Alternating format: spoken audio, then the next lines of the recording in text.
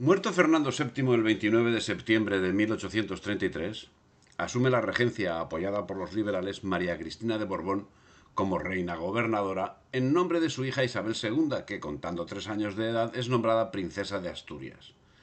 En principio no parecía que fuesen a producirse cambios. El 1 de octubre, Carlos María Isidro es proclamado rey por sus partidarios y publica el Manifiesto de Abrantes, donde se proclama rey con el nombre de Carlos V, y daba comienzo a la primera guerra carlista que duró hasta el año 1840. Hubo levantamientos en Talavera y Valencia, seguidos por otros en Castilla, Navarra y las provincias vascas, en forma de partidas rurales organizadas por Zumalacárregui. La guerra se extendió por Vascongadas, Cataluña, Aragón, el Maestrazgo, Galicia, Asturias y La Mancha, tomando especial virulencia en Vascongadas y Cataluña.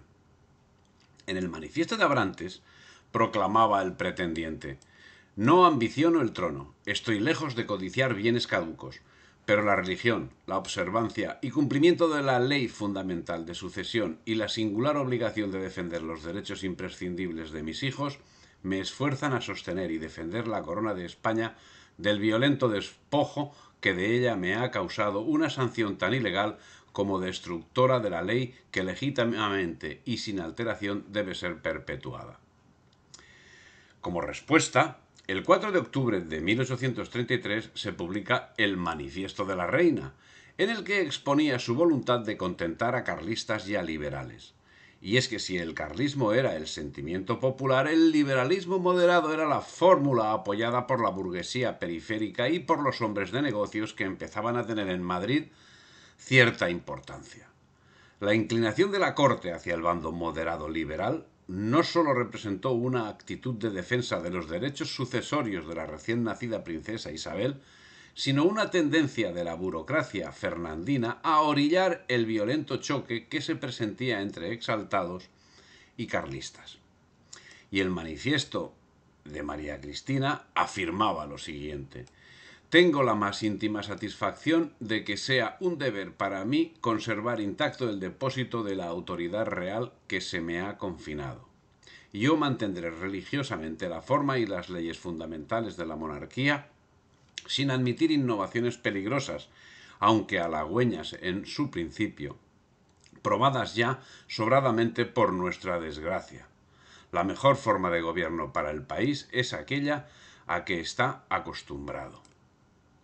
Un manifiesto en el que quedaba también manifiesto el arte del liberalismo para utilizar la mentira, cuyo uso defiende y justifica.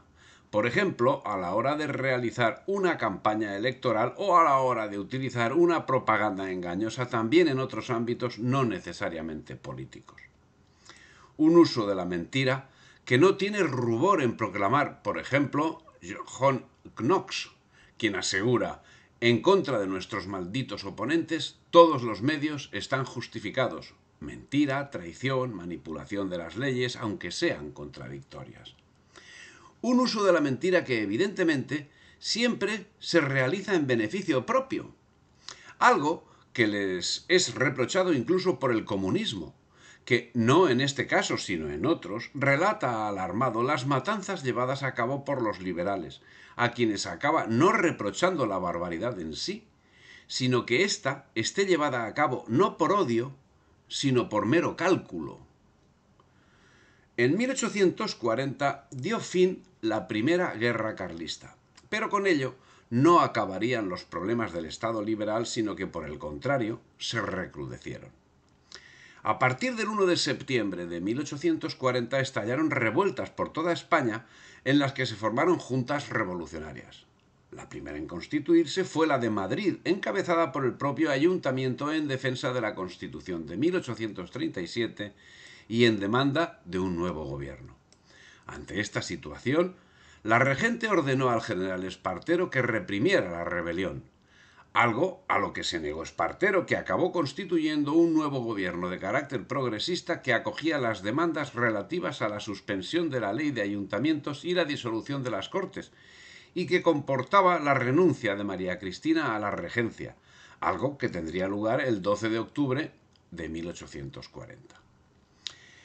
En el escrito que envió a la regente y manifiestamente en relación al matrimonio secreto de esta María Cristina con Fernando Muñoz y Sánchez, duque de Riansares, contraído tras la muerte de Fernando VII, se decía: «Hay, señora, quien cree que vuestra majestad no puede seguir gobernando la nación, cuya confianza dicen ha perdido, por otras causas que deben serle conocidas mediante la publicación que se les ha dado». La tutela de Isabel II quedó encomendada a Agustín Argüelles, mientras la regencia pasaba a manos de Espartero, que mientras estuvo en el poder y hasta 1843 tuvo que afrontar la oposición de progresistas y moderados. Espartero y O'Donnell, que habían combatido juntos a los apostólicos, empezaban a distanciarse. 3 años duró la regencia de Espartero en un mar de conflictividad que llevó a acelerar el reconocimiento de mayoría de edad de Isabel II. El 10 de noviembre de 1843 juraba Isabel II como reina constitucional. Tenía 13 años y el nuevo gobierno fue presidido por el progresista Olózaga. La niña coronada, Isabel II, juraba: «Juro por Dios y por los santos evangelios que guardaré y haré guardar la Constitución de la monarquía española promulgada el 18 de junio de 1837, que guardaré y haré guardar las leyes, no mirando en cuanto hiciere, sino al bien y provecho de la nación. Si en lo que he jurado o parte de ello lo contrario hiciere, no debo ser obedecida, antes aquello en que contraviniere sea nulo y de ningún valor. Si así, Dios me ayude y sea en mi defensa, y si no, me lo demande». Como casi todos los juramentos de los distintos miembros de la familia Borbón, mayores o menores de edad, evidentemente era papel mojado. Con la nueva situación, el 28 de marzo de 1844 regresaba a España María Cristina, y el 18 de mayo de 1845 don Carlos abdicaba en su hijo con la esperanza de que la posible boda de ésta con la reina acabase con el conflicto dinástico. Pero también en este empeño obtuvo un fracaso el pretendiente. Isabel II acabó casándose con Francisco de Asís, que además de la mofa generalizada como consecuencia de su pública impotencia y del consiguiente y también público escándalo sexual permanente protagonizado por Isabel II, representó un nuevo fracaso del carlismo al frustrarse la boda que tenían prevista con Carlos Luis, conde de Monteleón, hijo del pretendiente. Europa entera, excepto España, pareció tener derecho a intervenir en este asunto, pero particularmente pretendían hacer pesar su influencia en él Inglaterra y Francia. 6 eran los aspirantes a enlazarse con la reina y con la infanta. El conde de Montemolín, hijo mayor de don Carlos, que a pesar de sus ofertas y concesiones políticas fue rechazado por todas las facciones liberales. El de Trapani, a quien apoyaban los estados italianos y la reina Cristina, pero cuya candidatura hubo de ser abandonada por igual causa. Un príncipe de Coburgo, a quien se inclinaba el gobierno inglés. 2 de la Casa de Braganza, que aunque demasiado niños, eran para algunos los más aceptables en el concepto de facilitar la unión de España y Portugal. Y por último el infante Enrique de Borbón, que gozaba de las simpatías de los progresistas. Francisco Asís de Borbón fue impuesto como candidato neutral por las presiones de Francia y de Inglaterra, que temían la ascensión al trono de un consorte extranjero que pudiera inclinar el fiel de la balanza de las relaciones internacionales españolas hacia una u otra potencia. Desde el inicio de su matrimonio, los esposos se profesaron mutuamente una antipatía insalvable que condujo a continuas separaciones. En distintas ocasiones hubieron de mediar entre la real pareja políticos cercanos a la reina, como Narváez, y las instancias eclesiásticas, incluidos el Papa Pío IX y el confesor de la reina, el arzobispo Antonio María Claret. La boda de Isabel II motivó que los exiliados en Francia huyesen a Inglaterra para desde allí organizar un nuevo levantamiento. Como un folletín transcurría la vida de la corona y las chanzas al respecto eran generalizadas, alcanzando el escándalo gran importancia también en la prensa. Para contrarrestar los efectos de la evidencia, el gobierno O'Donnell emprendió en 1858 una campaña de viajes de Isabel II por provincias con el ánimo de aumentar la popularidad de la reina. La Guerra de África, entre 1859 y 1860, llevada a cabo con el permiso de Inglaterra a condición de que España no ganase ninguna posición permanente, serviría como elemento para alabar la imagen de la reina, que era llamada Madre de los Españoles, y señalada como aliada de su pueblo en la lucha por la dignidad e independencia nacionales. De hecho, la entrada de la reina en Barcelona en septiembre de 1860 fue la más multitudinaria y espontánea de cuantas hubo.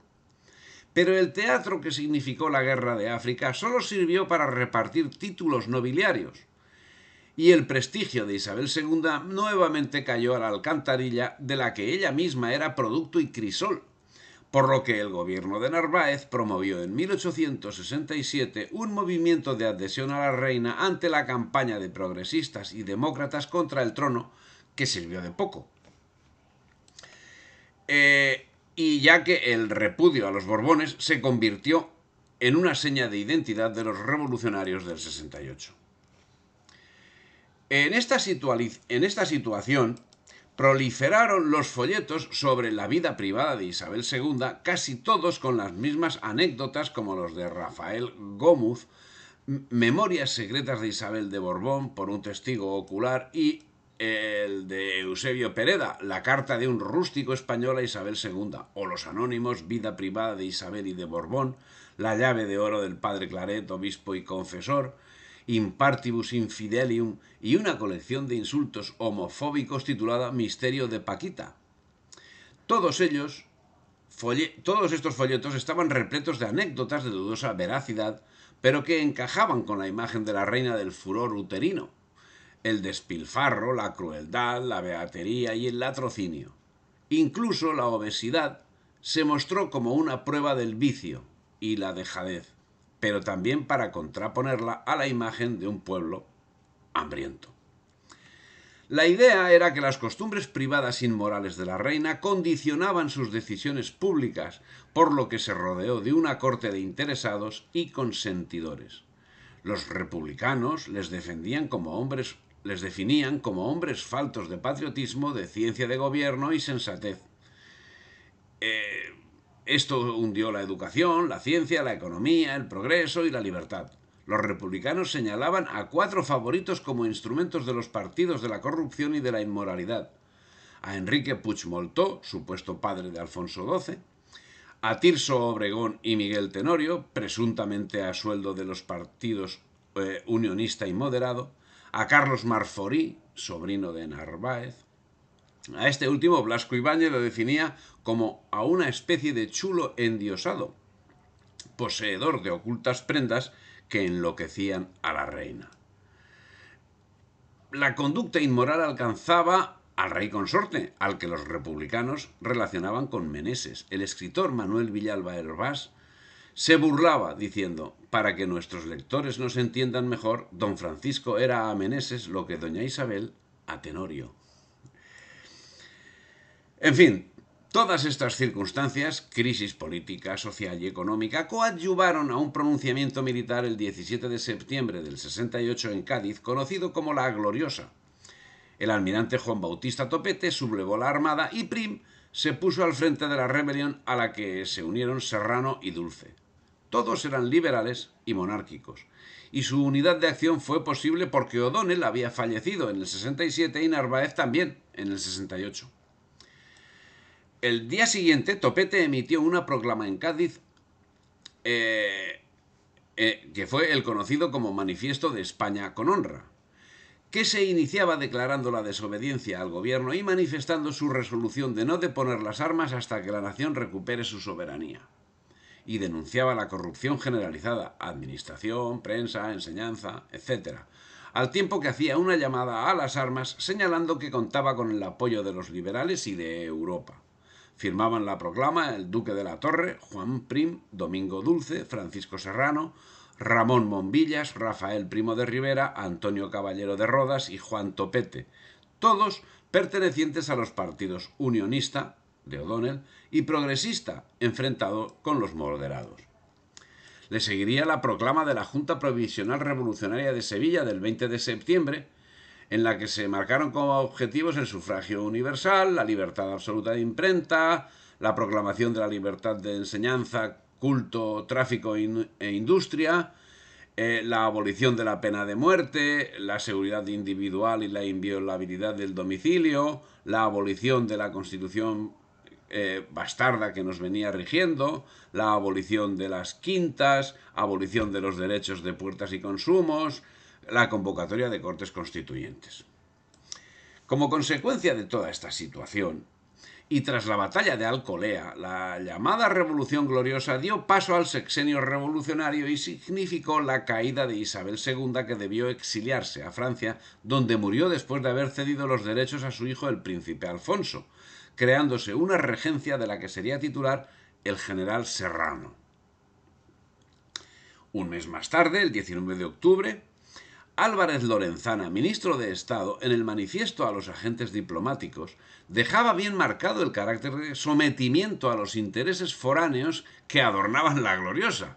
Decía, entre otras prendas: el fin a que aspiramos es el de ponernos al nivel de los pueblos más adelantados, dejando de ser una chocante y desapacible disonancia en el gran concierto de las naciones libres. Tenemos, pues, un derecho perfecto a que se respete inviolablemente la situación que hemos creado y una justa esperanza de que los gobiernos que marchan al frente de la civilización europea no rehusarán a la España con honra las pruebas de amistad y confraternidad que otorgaban a un poder que tras los subyugados nos abatía y humillaba.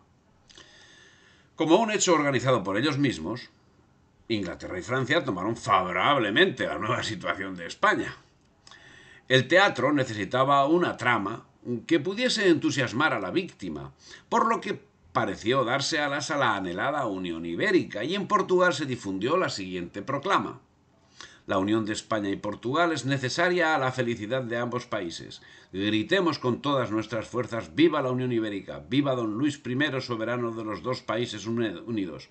Portugueses, no perdamos la ocasión que la providencia nos ofrece de ser un pueblo grande, formando una nación que será la envidia del mundo, porque podrá dictar leyes a todos y no obedecer a nadie. Portugueses, viva la Unión Ibérica. Ojalá esa proclama hubiese sido verdad.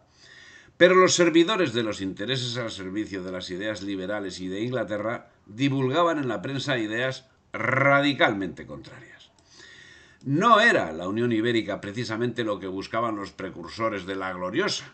El sexenio democrático se caracterizaría, en primer lugar, por generar conflictos con la Iglesia. Al respecto, señala Antonio Orozco Guerrero que a grandes rasgos se puede plantear inicialmente esta confrontación como el choque de dos tendencias contrapuestas, una clerical, confesionalista y conservadora, y otra anticlerical, secularizadora o laicista y modernizante. Con frecuencia durante el sexenio, la Iglesia Católica y sus representantes sufrirían ataques injustificados e irracionales, algo que venía sucediendo desde los comienzos del liberalismo y que no cejará con el transcurso de los siglos. Y en otros ámbitos, a pesar de haber actuado juntos, moderados y progresistas estuvieron a la greña desde el primer momento, siendo acusados aquellos de reaccionarios y actuando unos y otros en el terreno del enchufismo y de las más bajas expresiones de populismo, dando lugar a estrambóticas situaciones que inexorablemente comportaban el deterioro de los intereses generales. Como ejemplo, pongamos que los operarios sin trabajo puestos a cargo del municipio madrileño se ocupaban en remover tierras inútilmente, y como el hombre no aprecia lo que nada vale, comenzaron a considerar obligatorio el jornal que se les daba, resistiéndose al mismo tiempo a trabajar. Y a tal punto llegaron sus exigencias que un día se amotinaron contra los jefes de brigada, promoviendo un verdadero conflicto en las afueras de la población. Se trató entonces de dar ocupación más útil a los jornaleros, y facultado el ayuntamiento para emprender obras y ejecutar mejoras, no encontró por de pronto nada más aceptable al criterio revolucionario que derribar templos. Santa María de la Almudena, Santa Cruz, Santo Domingo y San Millar cayeron sucesivamente a impulsos de la piqueta demoledora. En Barcelona, como en Madrid, en Sevilla y en otras capitales de provincia, se dieron prisa a los revolucionarios en derribar templos y exclaustrar monjas, mientras por el Ministerio de la Gobernación se ordenaba a los gobernadores que procediesen a incautarse de edificios, libros, papeles y fondos pertenecientes a las asociaciones religiosas que extinguían. En otros ámbitos, el sexenio revolucionario o democrático, que fue desde el 68 hasta el 74, hizo hincapié en la redacción de leyes y conoció 4 etapas. La primera, la del gobierno provisional, se desarrollaría hasta el año siguiente, con la presidencia de Serrano, desde el 8 de octubre del 68 hasta el 25 de febrero del 69. Fecha en que el mismo Serrano sería proclamado presidente del Poder Ejecutivo. El 25 de octubre del 68, el gobierno hizo público un manifiesto a la nación donde presentaba su programa de reformas, que alcanzaba términos como del sufragio universal, la libertad religiosa, de enseñanza, de imprenta, de asociación y de reunión, creando la peseta, la ley de minas y el arancel librecambista. También llevó a efecto la disolución de las conflictivas juntas de voluntarios de la libertad, algo que no acaba de ser del todo cierto, ya que se dio paso a unos organismos anárquicos supuestamente incontrolados pero debidamente financiados que cumplían las funciones de los voluntarios de la libertad, anteriormente milicias nacionales, posteriormente milicias de la República y actualmente lo que el vulgo conoce como perroflautas o guarros. La segunda etapa la cubriría la regencia de Serrano, que cubriría la etapa de 18 de junio del 69 a 2 de enero del 71. La tercera fue el reinado de Amadeo de Saboya, que duró hasta el 12 de febrero de 1873. La cuarta etapa fue la Primera República, que se extiende desde el 12 de febrero del 73 hasta el 30 de diciembre del 74, con la proclamación de Alfonso XII. Muy pronto quedaría manifiesta la dependencia que también la gloriosa, y como venimos señalando, tenía de las potencias extranjeras. Si ya el 19 de octubre había quedado sentada la dependencia, un mes más tarde, el 20 de noviembre del mismo año 68, se promulgó un decreto ley sobre derecho de asociación, en el cuerpo del cual se cita a Inglaterra y a Holanda como principios a imitar. Pero no sería la única referencia a esa dependencia. Sería necesaria la promulgación de leyes que diesen cuerpo a la doctrina. En ese orden de cosas, se promulgó el Decreto Ley de Bases Generales de 29 de diciembre del 68. A partir de su promulgación, no hubo que realizar trámites previos ni demostrar la existencia de mineral para la excavación de una mina, y confirió carácter perpetuo con el simple abono del canon correspondiente, pasando el subsuelo español a ser objeto de una especulación enfebrecida. La ley puso la mitad del subsuelo explotado en manos extranjeras, ya que, a diferencia de los campos, el laboreo de las minas exigía elevados capitales. Con la legislación de la Gloriosa se acaba con la obligación de tener las concesiones en actividad. También durante el sexenio se redactó una nueva Constitución Liberal Democrática que recoge una amplísima declaración de derechos individuales, en concreto en los artículos 2, 3, 4, 21 y 26, consagrándose la división de poderes en los artículos 34, 35 y 36, e instaurándose los jurados en el artículo 92.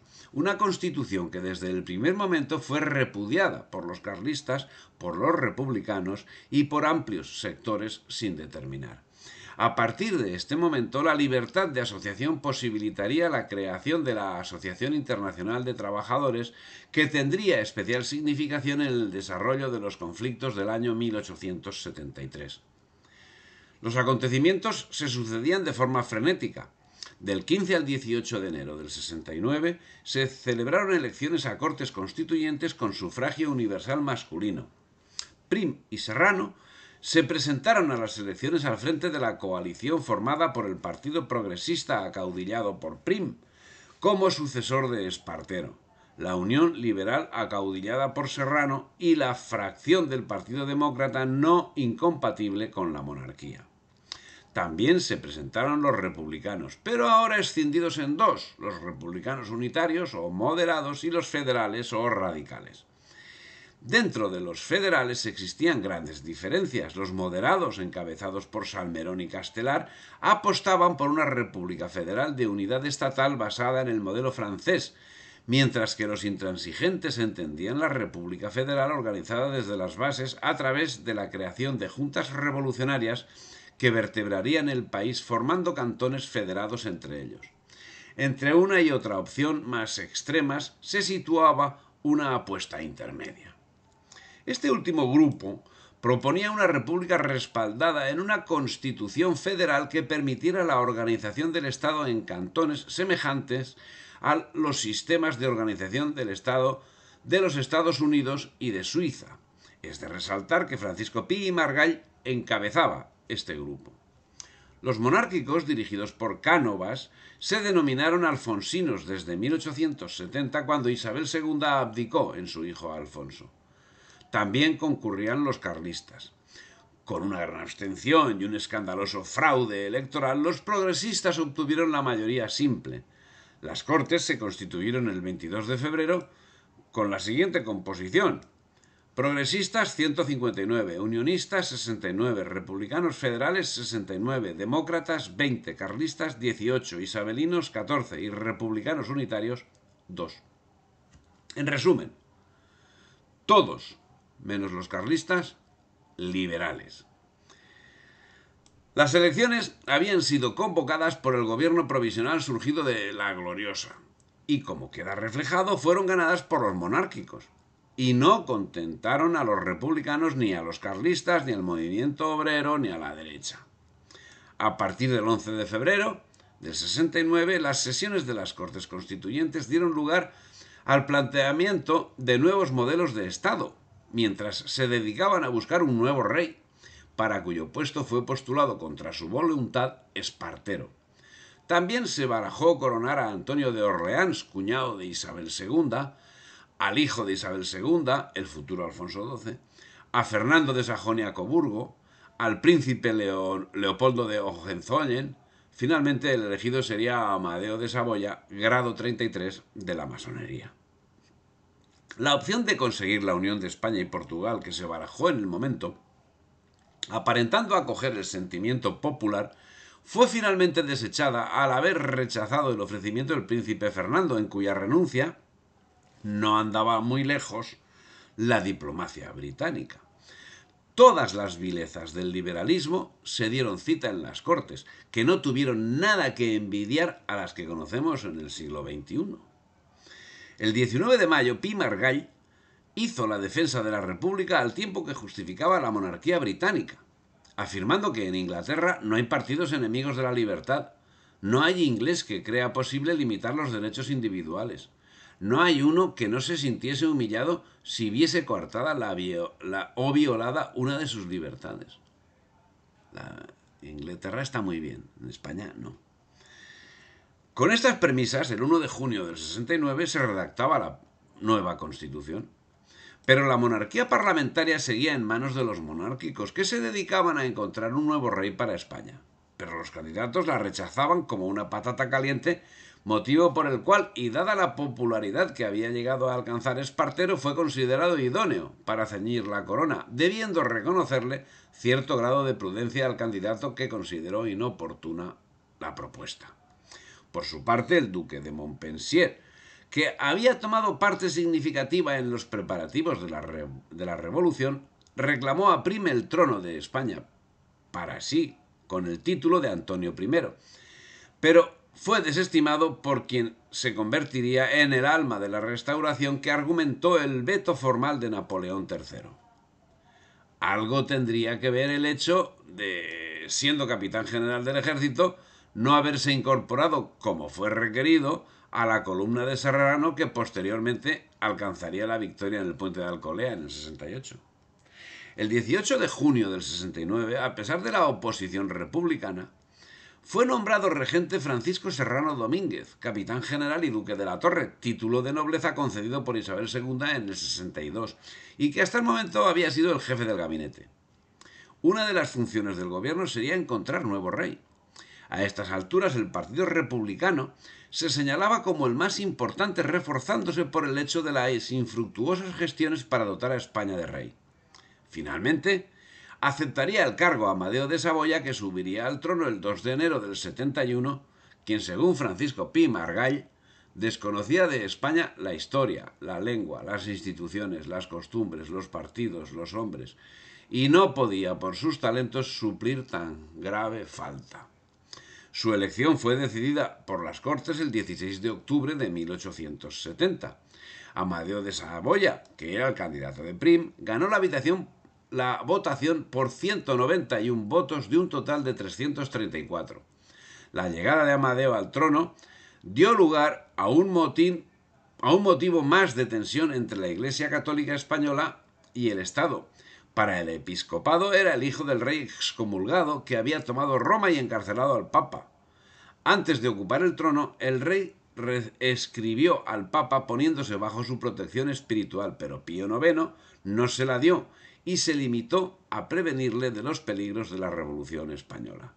Finalmente, Amadeo desembarcó en Cartagena el 30 de diciembre del 70, 3 días después de haber sido asesinado Juan Prim, en medio de la oposición de carlistas, republicanos, aristócratas, terratenientes, clero y hasta las mariposas. No lo querían ni los republicanos ni los carlistas, que eran los dos grandes partidos de España, ni los antiguos conservadores, que estaban por Alfonso. Lo recibían de mal grado los unionistas, que habían puesto en el duque de Montpensier sus esperanzas, y algunos progresistas que deseaban coronar a Espartero. Al respecto, es conveniente ver qué decía Pi Margall. Y decía: Amadeo, gracias a la inoportunidad con que aquí vino, nada pudo hacer ni nada hizo. Pasó por el país sin dejar rastro ni huella. Inició una sola ley de importancia, la de la abolición de la esclavitud en Puerto Rico, y no llegó a sancionarla. En poco más de 2 años hubo de cambiar 5 veces de ministros y convocar 3 cortes. Hubo de pasar las horas viendo cómo se combatían y se destrozaban los dos ilustres rivales progresistas, Sagasta y Ruiz Zorrilla. Fue verdadero juguete de las fracciones monárquicas. Para mayor desgracia suya, la víspera de su entrada en la península había perdido al general Prim, que le habría podido servir de guía y de escudo, ya que ejercía un decisivo influjo sobre el Partido Progresista. Tenía a raya a la Unión Liberal y algún respeto merecía de los mismos republicanos. Muerto Prim, se desencadenaron ambiciones hasta allí bien o mal contenidas y desprestigiaron la nueva dinastía. Fue estéril el reinado de Amadeo en lo político y fue desastroso en lo económico. En el primer presupuesto hubo ya de pedir una emisión de 150 millones de pesetas en deuda consolidada y otra de 225 nominales en billetes del Tesoro. En el segundo, la facultad de poner en circulación los bonos en cartera, emitir 100 millones más y exigir el anticipo de un semestre de la contribución territorial y el subsidio de industria y de comercio. En el tercero y último, proponer la emisión de 300 millones en billetes hipotecarios y 250 en deuda consolidada, dejando de pagar en metálico las 2/3 partes del cupón vencido. Y para todo esto, entrar en conciertos con el Banco de París y otorgarle injustificados monopolios. Verdad es que el mal venía de lejos, pues al caer Isabel se había dejado exhausta la caja de depósitos y era considerabilísima la deuda flotante, tanto que la revolución había debido empezar por un empréstito de 500 millones de pesetas, tras el cual vino otro de 250. No fue precisamente fácil la situación que encontró Amadeo de Saboya. Hubo 6 ministerios en lo poco más de 2 años que duró su reinado, creciendo cada vez más la abstención. Tras un intento de asesinato contra su persona. El 19 de julio de 1872, Amadeo declaraba su angustia ante las complicaciones de la política española. «Ah, perbacco! Io non capisco niente, siamo una gabbia di pazzi». No entiendo nada. Esto es una jaula de locos, de grillos, diríamos.